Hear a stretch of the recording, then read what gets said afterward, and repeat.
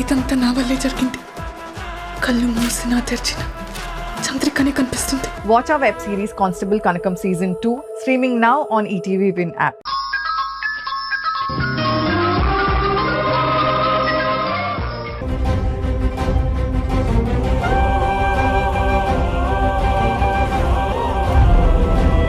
నా భర్తని నిర్దోషిగా ఈ కేసు నుంచి బయటికి తీసుకురావడానికి ఇంకా ఒకే ఒక్క దారి మిగిలింది.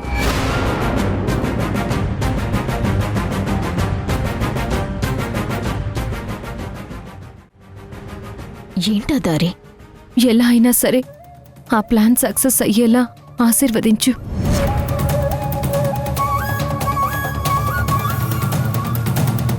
అమ్మా సింధు, ఎవిడెన్సులు ఏవీ దొరకలేదని నువ్వే అన్నావు.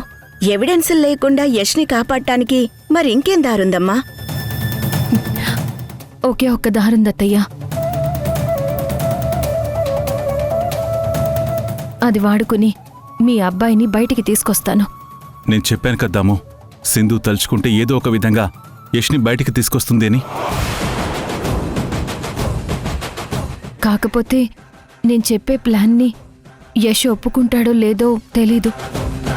నువ్వేం చెప్పినా యష్ ఒప్పుకొనే తీరుతాడమ్మా, నువ్వేం టెన్షన్ పడకు.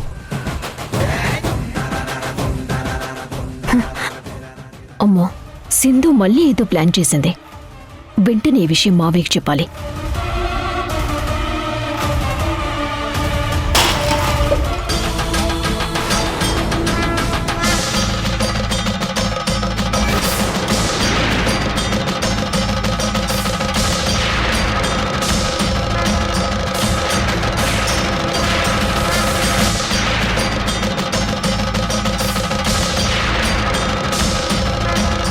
మన మాటలు అది వినేసినట్టుందమ్మా.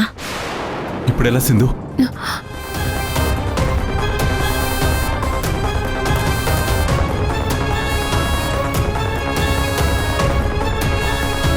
శశి, శశి, శశి,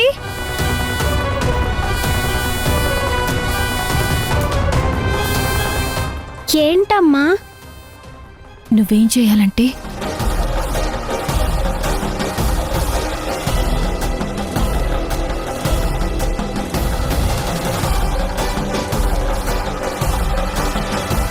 సరేనా?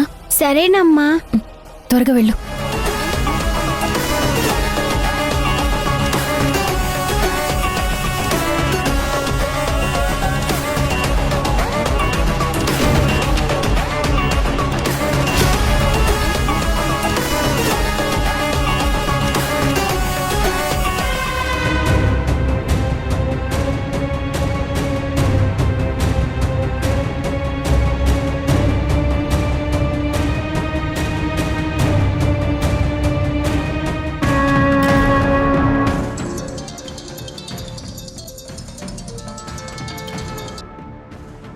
హలో, ఏటి మధు ఈ టైంలో ఫోన్ చేసావు?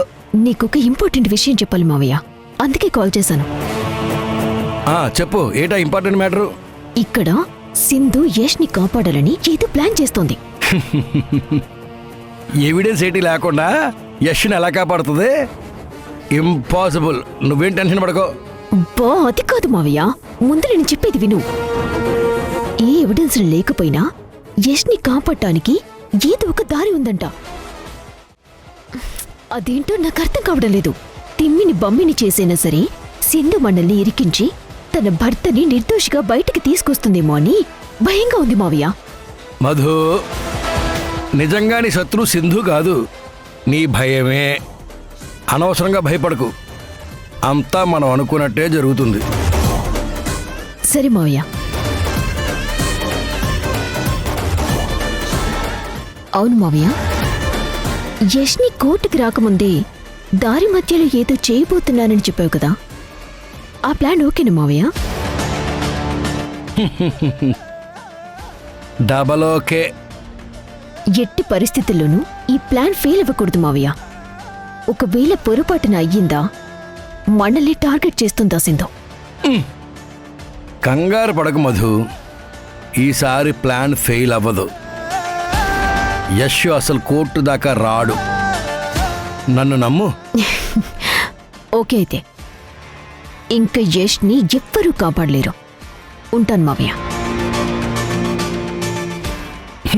పిచ్చి పిల్ల. సింధు,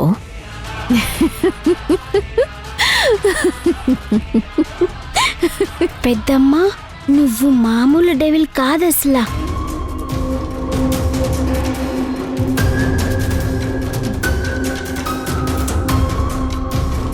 అమ్మా, నువ్వు చెప్పినట్టే ఆ డెవిల్ వాళ్ళ మావయ్యతో ఫోన్లో మాట్లాడింది. ఏం మాట్లాడింది శశి? ఇక్కడ నాన్నని కాపాడటానికి నువ్వేదో ప్లాన్ చేస్తున్నావని, తిమ్మిని బమ్మిని చేసైనా సరే నువ్వు వాళ్ళని ఇరికిస్తావని అంది.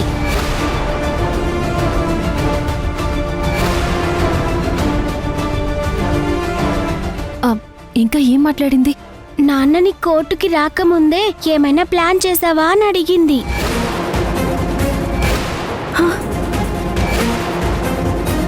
ఇక నాన్ననెవరూ కాపాడలేరంటూ పిచ్చిగా నవ్వి కాల్ కట్ చేసింది.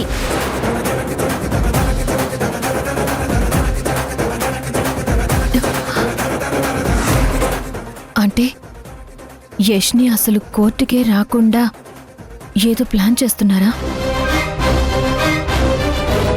యష్ని వాళ్ళేదో చేయాలని చూస్తున్నారు సింధు. ఇప్పుడు యష్ని కాపాడుకోవడం ఎలా అమ్మా? ఆ దుర్మార్గుడు మారుతీరావు ఎంతకైనా తెగిస్తాడు. ఇప్పుడు ఏం చేద్దాం సింధు? యష్కి శిక్ష పడేలా వాళ్ళు ఏదో ప్లాన్ చేస్తారు అనుకున్నాను మావయ్య. కానీ యష్ని కోర్టుకి రాకుండానే ప్లాన్ చేశారంటే మధ్యలో ఏదో జరగబోతోంది. అంటే యష్ని జైలు నుంచి కోర్టుకు తీసుకొచ్చేంత వరకు ప్రతి సెకండ్ మనం యష్ని జాగ్రత్తగా కాపాడుకోవాలి. లేదంటే వాళ్ళు ఏమైనా చేస్తారు. యష్ని కాపాడుకోవడం కోసం మనకున్న బ్రహ్మాస్త్రం ఒక్కటే. దానికి యష్ ఒప్పుకుంటే చాలు. అప్పుడు వాళ్ళ సంగతి నేను చూస్తాను. అత్తయ్య, మావయ్య, మనం ఏం చేయాలంటే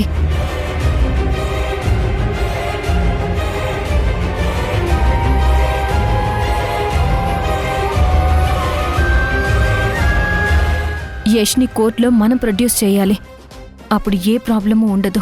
అదవుతుందా? ఖచ్చితంగా అవుతుంది మావయ్య. ఇదొక్కటే మనకున్న ఆప్షన్.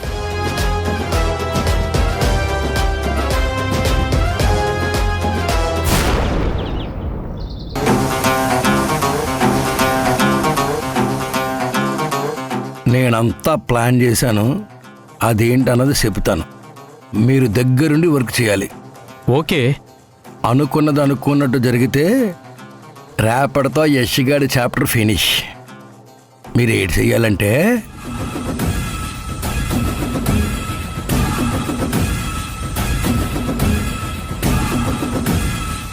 ఇది సూర్యగాడి ఫోన్ నంబరు. మీరు వాడికి కాల్ చేసి వాడిని పికప్ చేసుకుని మనం యష్గాడికి స్కెచ్ వేసిన స్పాట్కి తీసుకెళ్తే అక్కడ మన వాళ్లతో పాటు రావాల్సిన వాళ్ళు వస్తారు. ఓ, ప్లాట్స్ కొన్న వాళ్ళు మాకు న్యాయం కావాలి అంటూ యష్ని తీసుకెళ్తున్న పోలీస్ వెహికల్కి అడ్డం పడతారు. అప్పుడు వీలు చూసుకుని తెలివిగా ఆ యష్గాడు కోర్టుకు వెళ్లకుండానే మన వాళ్లతో కలిసి కిడ్నాప్ చేసి తీసుకొచ్చేయాలి. కిడ్నాప్ ఎందుకు మారుతీరావు? దండగా డైరెక్ట్గా అక్కడే స్పాట్లో ఆ యష్ని వేసేద్దాం. ఓ పని అయిపోతుంది కదా. మనకి ఇంక ఏ ప్రాబ్లం ఉండదు. ఏమంటావు? నా ప్లాన్లో మధ్యలో నీ ప్లాన్ తీసుకొచ్చి ఇరికించొద్దంటాను.